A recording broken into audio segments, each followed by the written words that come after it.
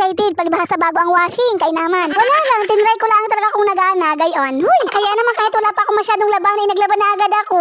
Oo, huy, si Kringking. Paano ba naman ngayon lang ulit ako nakahawak ng washing, kay naman kayo Kaya naman na rin, naglaban na agad ako kahit ilang piraso lang ring labahan ko, kay naman. Ang dami nga nagtatanong sa akin mga chismoso o chismosa diyan kung nasaan na ba daw yung mga gamit namin na naipundar sa Maynila, kay naman tinatanong pa ako. Bakit daw wala man lang kami nadalang gamit o mga appliances man lang pag-uwi namin din sa probinsya, gayong gayon. Daming katanungan talaga. Oo, kay naman. Kaya naman ikukwento ko na nga sa inyo yung mga naranasan naming hirap sa Maynila na talaga naman nakakaiyak. Oo, huy, si drama. So ano na nga ikukwento ko na nga sa inyo yung mga naranasan naming hirap sa Maynila na talaga naman feeling ko yung nasa MMK kami. Oo, gayon ang naranasan ko. Huy, si OA. Pero syempre hindi ko na i-detalye lahat sa inyo. Baka mamaya abutin tayo na isang linggo din kakakwento ko, kay naman kayo. Alam niyo naman kapag sinabing Maynila ay syudad yun, hindi ba, kay naman. Syempre kapag nasa syudad ka na, bago wala ka naman kamag-anak na matutuluyan, kailangan mo talaga mangupahan, hindi ka. At isa na nga doon kami sa aking mister ng upahan nga kami sa loob ng 10 years. O di ba katagal namin ng upahan. Bago yung mister ko nga lang yung nagtatrabaho, dahil ayaw nga niya pagtrabahuin. Ayaw niya masira ang beauty ko, gayon. Huy, si OA. Ang gusto niya ay sa bahay lang ako, maglinis, mag-aalaga ng anak namin, mag-aasikaso sa lahat ng bagay, gayon bago pag-uwi sa gabi, kinikirik ko siya, yun ang gusto niya. Oo, huy, si Kringking talaga. At ngayong panahon na sa sobrang Kringking ko, nabuntis ako sa pangalawang pagkakataon. Oo, gayon nga. Yung ibang nga diyan nabubuntis ka na walang asawa, ako pa kaya na may asawa, kaya naman kayo. Kung nagbuntis na nga ako sa pangalawang pagkakataon, ay dito na nga nagsimula yung mga bagay-bagay na talaga namang naging komplikado.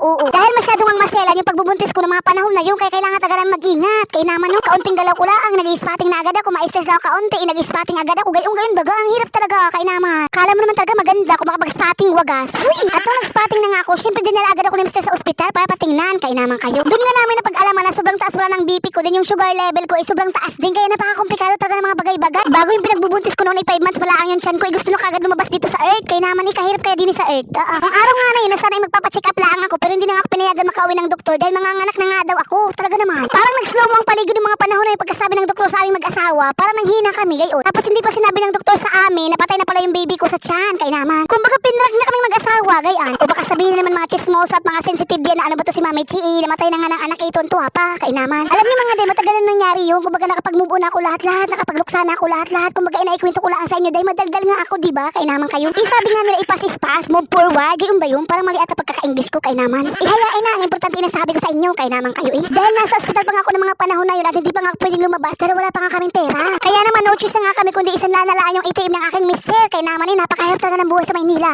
Nung isinanla na nga ni mister yung kanyang ATM, isa ka nga lang ako nakalabas ng ospital. Kaya naman ikatagal ko dun Bago nangangawit na nga yung pitan ko nung kakahiga. Nang makalabas na nga ako ng ospital, akala ko nga ay okay na ang lahat. Kasi nga may pinagdadaanan nga kami, akala ko okay na, gayon back to normal. Pero hindi pa pala, kaya naman. Dahil wala pa nga isang linggo simula nung nakakalabas na ako ng ospital, yung junakis ko na naman pangalan, yung sinugod namin sa ospital, kaya naman talaga Pakuwari ko nga ng mga panahon na yun, ipasan ko yung daigdig, gayon. Huy, si OA. Lalo na nga nung sinabi ng doktor na dengue at hika nga yung sakit ng anak ko, o diba sinabay-sabay pa talaga niya, kaya naman, kagigil. Wala na nga ako iba nagawa noon kundi ang umiyak na laan. Dahil nadidepress na ako sa mga pangyayari, bago yung mister ko inaalo ako, huwag ka na umiyak, mahal ko, andito lang ako. Huy, si Kringking talaga. Syempre kahit may mga pagsubok kami naranasan noon ni mister, nagmamahalan pa rin kami, nagkikirihan, kaya naman kayo Kumbaga yun ang nagpapatibay sa aming relasyon, gayon. Ay kakalabas ko nga lang ng hospital ng mga panahon na yun, bago may pagsubok na naman na dumating sa amin na panibago, kaya naman nagkanda utang-utang talaga kayo mga day, nabaon kami sa utang ni mister, gayon. Wala na kami ibang ginawa noon kundi umutang ng umutang dahil yung anak ko isakitin masyado, labas-pasok kami sa ospital, kaya naman. Sa loob ng isang buwan na nakakailang balik kami ng ospital, talaga naman hindi na huminto sa amin yung mga pagsubok, kaya naman talaga, kagigil. Parang gusto ko nang wakasan yung paghihirap ko ng mga panahon na yun, pero naisip ko, wala, kawawa na may mister ko, paano na lang kung mawala ako, wala na siyang kikirihin, wala na siyang lalambingin sa gabing malamig. Uy, napakahirap talaga ng sitwasyon namin noon. Ultimo nga yung sinasaing ko sa araw-araw, inuto ko pa sa tindahan ng kapitbahay namin. Para lang may masaing ako. Ate Ining, shoutout sa'yo, may balance pa ba ako sa tindahan mo? Uy, bakit mo sinabi?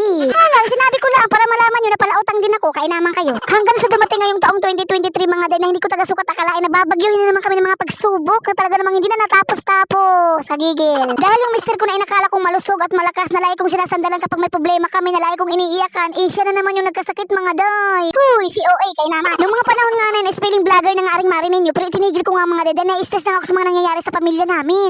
Talaga naman. Sino ba namang misis ang hindi may stress din kapag nalaman-laman mo na yung mister mo pala ay na-diagnose na pala ng pulmonary nodule? O di ba taga mag-iyak-iyak ka? Inung-una nga hindi ko pa nga naiintindihan dahil English nga. Tinanong ko pa yung doktor, sabi ko, Dok, ano ba yung pulmonary nodule? Baka naman pwede pa kita Tagalog. Kaya naman doon nga ipinaliwanag na sa amin ng doktor na yung mister ko nga daw ay mayroong buko sa kanyang kaliwang baga na 3 inches na nga daw yung laki at kailangan na nga daw i-biopsy mga day. Para nga malaman namin kung cancerous ba or hindi yung tumubong buko sa kanyang baga. Pero dahil wala nga kaming pera ng mga panahon na yun, kaya naman hindi natuloy yung suggestion ng doktor na i-biopsy nga yung mister ko. Samahan ng biopsy mga day na 48,000. Saan naman namin kukunin yun? Isa hirap ng buhay ngayon. Kaya naman. Kaya naman nag-iiyak talaga ako nung kay mister mga day. Sabi ko sa kanya, uwi na lang tayo sa probinsya. Ayoko na sa Maynila. Talagang sukong-suko na ako. Sa dami ng pinagdaanan natin. Uwi na tayo. Sabi ko, labag man sa kalooban ko na mabenta yung mga naipundar namin gamit sa Maynila. Pero wala na akong magagawa mga day. Ito na yung realidad ng buhay namin na talaga namang hindi para sa amin ang Maynila. Gayon. Kumbaga, dito talaga ang forever namin ni Mr. sa probinsya. Ang maglambingan, maglandian, magkiringkingan sa habang buhay. Uy, si Kiringking talaga. Kay naman. Siya hanggang dito na lang muna mga day. Mawalis pa nga ako dito sa bakura namin. Kay naman Bago na mamaos pa nga ako dahil ang haba ng talambuhay na ikwininto ko sa inyo. Kay naman Hanggang dito na lang mga dad. Maraming salamat sa panonood. Paalam. Mahal ko kayo kahit Kiringking at talandi ako. O gayon nga. I love you.